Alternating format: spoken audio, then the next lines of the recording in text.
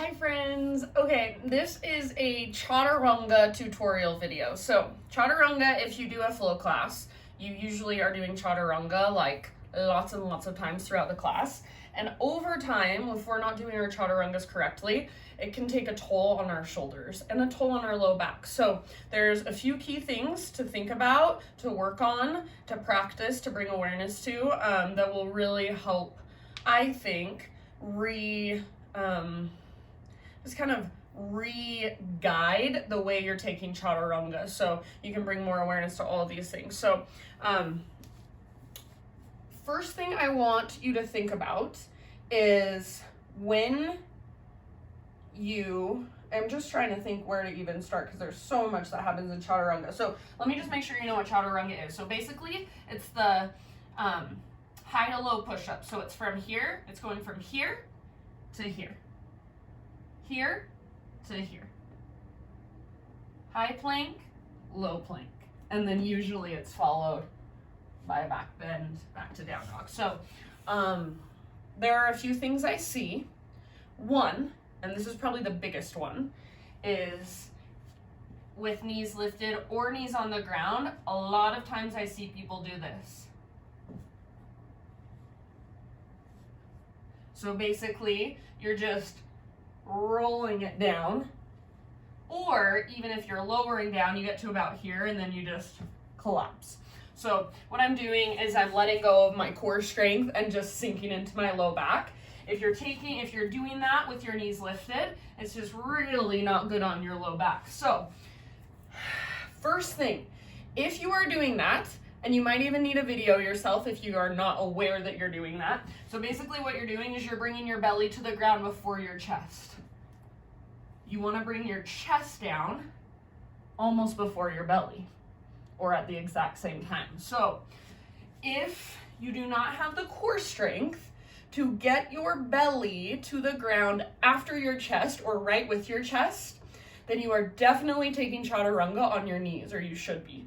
So if, when you're lowering down, this is what happens to you, take Chaturanga on your knees until you build the strength to lift your knees up. If you're already on your knees and you feel like you're doing this, it's most likely just a problem with, or not, I shouldn't say problem, but just an issue with body awareness. You don't realize that your belly's coming down first, and you almost don't know how to get your chest down first. So I want you to think of one strong straight line with your body. So my belly button is pulling in and up. I'm pressing down with my hands, and then as I lower, I'm going to kind of rock forward. So almost propel myself forward a little bit, and then as I lower, I'm thinking chest first, chest first, chest first. Sometimes they explain it by knees, chest, chin. And if that's helpful, do that. So knees come down, chest, chin comes down. You can even keep your butt lifted. Knees, chest, chin. And then from there, move into your vinyasa. You could also just think one strong straight line, lower down. One strong straight line, lower down. So I just want you to think of chest, then belly, or both at the same time, one strong straight line. And that is all it is core engagement, drawing navel to spine and keeping that as you lower. Again, if you don't have the strength to hold that with your knees lifted, then please take Chaturanga with your knees on the ground. Okay, next key point, shoulders. So what I don't want to happen with your shoulders is this. I don't want your shoulders to roll forward. So as you come down, a lot of people squeeze their elbows in and their shoulders roll forward like this. Squeeze their elbows in, shoulders roll forward. So I never teach squeezing your elbows in. For me personally, that is a cue that's just been kind of passed down and nobody even knows where it came from, and there's really no reason for it. So I like to teach, well, I don't even say anything, I just let people do what they want to do. But if you were to ask me, I would say about a 30-degree angle from your rib out to your arm. So it's almost like you could hold a yoga block right in this space. And then when you lower down, your shoulders, rather than rolling forward, it's a lot easier to keep your shoulders back. So you want your shoulders plugged into the sockets. My shoulder blades are hugging my spine, and as I lower, this is all that's happening. This, not this, So I'll show you what it looks like. This is good. This is no bueno, no good. You see that? So as I lower down, shoulders stay back rather than rolling forward. So think shoulders plugged into the sockets, like somebody had their fingers here and they were literally pushing your shoulders back the entire time as you lower down. Yes, so belly in and up, your navel to spine lock, shoulders back, plugged into their sockets, not rolling forward. Don't worry about squeezing your elbows in. Yeah, and that's mostly it. So, another thing I talk about is from here, you take a little rock forward onto your tiptoes and then you lower halfway down. So why I cue that is because when people don't rock forward, a lot of times they do this.